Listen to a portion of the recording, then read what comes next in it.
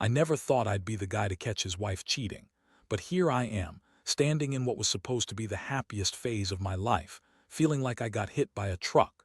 Her name's Emily, and we've been married for about 5 years. On paper, everything looked perfect: good jobs, a nice house, 2 dogs, normal, boring, but safe. I was climbing the corporate ladder, about to get a huge promotion that I'd been working toward for years. Everything was lining up for me to finally breathe a little easier. But then little things started changing. Emily, who's always been a bit of a bitch, don't get me wrong, she's sharp-tongued, manipulative, with a real talent for making me feel like I'm walking on eggshells. Still, she's hot, and I loved her enough to ignore the snide comments and her constant need to be in control. I noticed she was acting weird with her phone, hiding it more, being overly secretive. Sometimes she'd get defensive when I asked who she was texting, or she'd brush it off like I was overreacting. At first I thought maybe I was just paranoid, work stress maybe. But then came the little clues that slowly unraveled everything. Her phone screen was brighter than usual, and I saw a bunch of messages from someone named Alex, a name I didn't recognize at first. Her responses were flirty, a little too suggestive. I'd catch her sneaking her phone into her purse whenever I looked her way, or she'd delete texts right in front of me, like she was trying to hide something. I brushed it off as her being paranoid about me catching her out, which I should have known better than to ignore. One night I was out of town for a conference, and she was supposed to be home alone. I had a weird gut feeling, so I decided to check her social media before I went to bed. That's when I saw a picture she posted, her in a gym outfit with a guy I didn't recognize, captioned "Best workout partner ever." My stomach clenched. I clicked on her tagged photos, and sure enough, there was her at the gym with a guy who looked like her personal trainer, Jason. I'd heard her mention him a few times before, but I never paid much attention. Now it was clear they'd been cheating on me for who knows how long. That's when I decided I'd had enough. I was furious, hurt, and so damn betrayed I could barely breathe. I had to see her. I booked a flight home early the next morning. I didn't sleep that entire night. When I walked into our house after she left for her gym session, I found her purse on the couch, and I saw her phone sitting there. I grabbed it, logged into her messages, and saw confirmations, hidden texts, flirtatious messages, even a few sex talk texts. They had been lying to me about everything, and now I had all the proof I needed. When she got home that afternoon, I was already waiting. I didn't yell at her right away. I was too stunned by the sheer audacity of her lies. She walked in, looking all innocent, like I was the one overreacting. I confronted her then and there. I told her I knew about her affair with Jason, about the texts, the pictures, everything. She froze for a second, then, true to form, she started saying I must be crazy, that I was suspicious of her for no reason, and that I was just jealous. She called me paranoid, said I was imagining things, that she loved me and never cheated. But the proof was right there on her phone, and I wasn't about to let her deny it. The moment I saw her reaction, I knew this was bigger than just some indiscretion. It was betrayal on a level I had never expected from someone I loved. The worst part, she didn't even seem sorry, just angry that I found out, like I was the one invading her privacy rather than the other way around. That's when I realized she was the type of woman who lies so well she believes her own bullshit. It was a punch to the gut, knowing she'd been sneaking around behind my back, lying to my face, all while pretending everything was fine. I felt my world start to crumble. After confronting Emily, everything changed in an instant. Her face twisted with rage and disbelief, as if I'd just accused her of some heinous crime. She started yelling, calling me crazy, saying I was paranoid and imagining things. She pretended to be the victim, accusing me of spying on her, of not trusting her. Honestly, it was pathetic. She was so good at playing the victim that I almost doubted myself for a second. But I had the proof clear as day. Her messages, her tagged photos, the fact that she was caught red-handed with her trainer. There was no denying what she was doing. I felt a mix of anger, heartbreak, and pure disgust. How could she do this to me? After everything we'd been through, after all the times I stood by her, she was out there screwing someone else. Not just some guy, but Jason, the guy she had been paying to train her, or so she claimed. I couldn't believe I'd been blind for so long. I trusted her with my life, my feelings, my heart, and she'd been sneaking around, lying to my face every chance she got. She spat out a string of excuses. "It's not what you think," she said, voice dripping with contempt. "It's just sex. It doesn't mean anything. Jason's just a trainer. He's just helping me get in shape. You're overreacting. You're jealous because I'm better than you, because I look better than you, don't I?" That last part hit me in the chest like a punch. She always had a way of twisting things, making me feel like I was the insecure one when all I wanted was honesty. I told her I wasn't buying her crap, that I'd seen enough. I told her I wanted her out of the house, that I needed space to think. She just sneered, said I was a fool, and stormed out, leaving her phone behind on the couch. I picked it up, looked through her recent messages again. It was worse than I thought. There were flirtatious conversations, suggestive photos, even plans to meet up multiple times. She'd been lying to my face for weeks, maybe months. I felt like I was in a nightmare I couldn't wake up from. The emotional impact was brutal. I'd loved her, or at least I thought I did.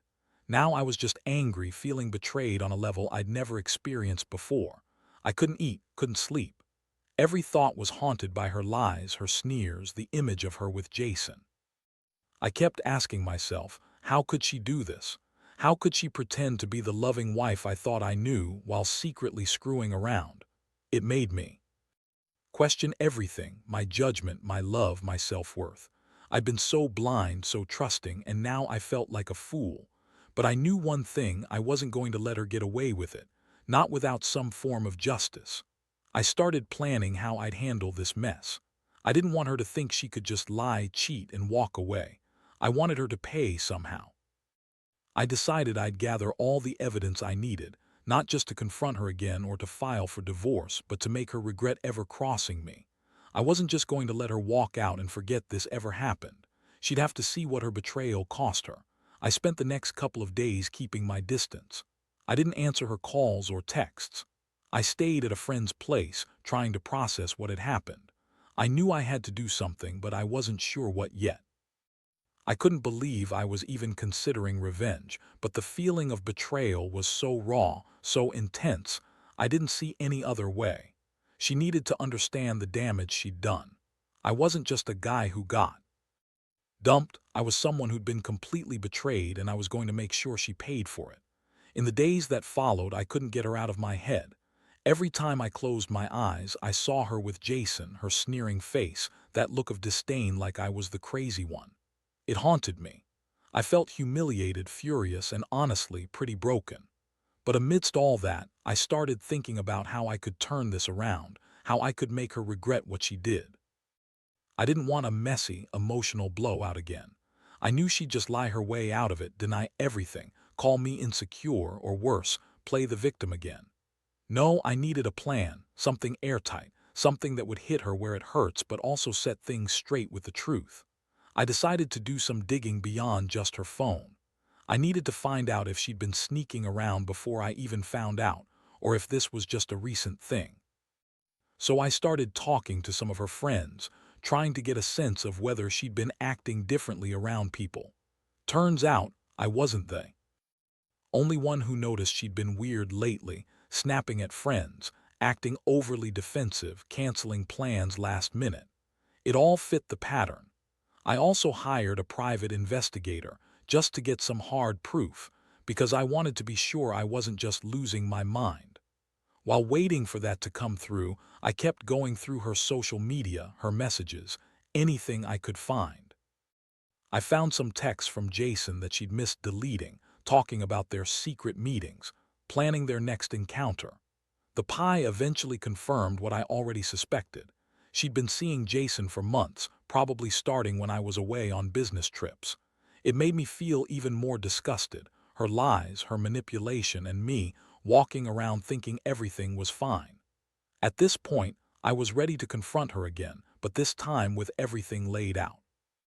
I knew she was going to spin some story, try to make me doubt what I knew, but I also knew I had her dead to rights. That's when I decided to gather all the evidence into a single file: screenshots, photos, messages, everything. I wanted her to see, plain and simple, that I wasn't some fool who could be easily manipulated. My plan was to meet her, show her everything, and let her handle the fallout. Honestly, I didn't care if she begged, lied, or called me crazy. I just wanted her to realize that I wasn't going to be played anymore. I wanted her to understand she'd crossed a line she couldn't come back from. All I kept telling myself was that she needed to see what her betrayal cost her, what she'd lost, what she'd thrown away for some meaningless sex with her trainer. That's the only way I thought she'd ever really feel remorse. So I waited. I knew the moment would come when I'd finally sit her down and let her see everything. I wasn't planning to yell or scream. I just wanted her to understand the full picture. The truth. That's all I needed. And when that time finally arrived, I was ready to face whatever came next. Because at the end of the day, I knew I deserved more than a dishonest wife, and she deserved whatever punishment I devised for her betrayal. When the day finally came to confront Emily again, I felt like I was walking into a storm. I had all the evidence ready, a folder of screenshots, photos, and her own texts. I knew she'd try to deny everything, spin some story, or turn it around on me. But I also knew she couldn't argue with the truth staring her right in the face. I told her to sit down, and I laid everything out, showed her the pictures of her and Jason, the flirtatious messages, the plans they'd made. I played her own words, the suggestive texts, the times she'd lied about where she was, who she was with. Her face first twisted with anger, then with a kind of stunned disbelief. She kept trying to deny it, saying I was just jealous or paranoid, that Jason was just a friend, that I was imagining things. I didn't bother arguing. I just looked her straight in the eyes and said, "See for yourself, all this, it's real. You're a cheat, Emily. You've been lying to my face for months, and I'm done." She started to get defensive, then began to sob, but I wasn't about to fall for her crocodile tears. The thing is, seeing her break down didn't make me feel better. It just made everything sink in deeper. She was a liar, a manipulator, and a hypocrite. She'd spent months sneaking around, pretending to be the perfect wife, while behind my back she was screwing Jason and lying about it. I felt a mix of anger and sadness. I'd loved her, even with all her bitchy attitude, but now I saw her for what she really was, a selfish, manipulative woman who only cared about herself. I asked her why. Why did she do it? And she came up with some bullshit about feeling neglected, about needing excitement, about how I'd been distant. That made me laugh bitterly. I wasn't perfect, but I was committed. I worked my ass off to provide for us, to give her a good life. And she was out there, fucking her trainer, lying to my face, pretending to be the victim. I couldn't believe I'd been so blind. Her reaction was typical. She called me insecure, said I was overreacting, that I was just jealous because she looked better than me. That was her go-to, but I wasn't buying it anymore. Nothing she said could change what I'd seen with my own eyes. I told her she had to leave, that I wanted her out of the house. She threw a fit, screaming, crying, calling me all sorts of names, trailer trash, loser, whatever. Honestly, I didn't care. Part of me felt relieved that I finally had the truth out in the open, but another part was crushed. I'd lost the woman I loved, and I knew I wouldn't be able to fix what she'd broken. That night, I stayed up late, staring at the ceiling, replaying everything. The betrayal cut deep. I felt like I'd been punched in the stomach so many times I couldn't breathe. But even through the pain, I knew I had to start thinking about what came next. I wasn't going to let her walk all over me, not anymore. I was done playing the fool. I realized that sometimes the only way to reclaim your dignity is to face the truth head-on, even if it shatters everything you thought was real. And that's what I was going to do. Move forward, one way or another. After she left that night, the house felt emptier than ever. Emily's lies had torn apart what I thought was a solid marriage. I knew I had a lot to figure out, whether to fight for the relationship or cut my losses. Honestly, I felt so betrayed, I wasn't sure I could ever trust her again. But more than that, I wanted her to understand the damage she'd caused, and I wanted to regain control of my life. I decided I wasn't going to just sit around and feel sorry for myself. I started making plans, not just for a divorce, but for my own recovery. I cut off all communication with her for a while, told her to stay away until I gave the okay. I also knew I needed to gather more evidence in case she tried to deny or manipulate the situation further. So I kept digging, speaking to friends who knew her, and talking to some people at her gym who knew Jason. Turns out, she'd been sneaking around with him for months, and even some of her close friends suspected she was hiding something. That just confirmed I wasn't crazy. I was right all along. At the same time, I began to process the emotional fallout. Anger, confusion, sadness, all of it swirling together. I found myself questioning everything. How did I miss all the signs? Was I just blind or too in love to see what was happening? I kept telling myself I deserved better, that I shouldn't let her betrayal define me.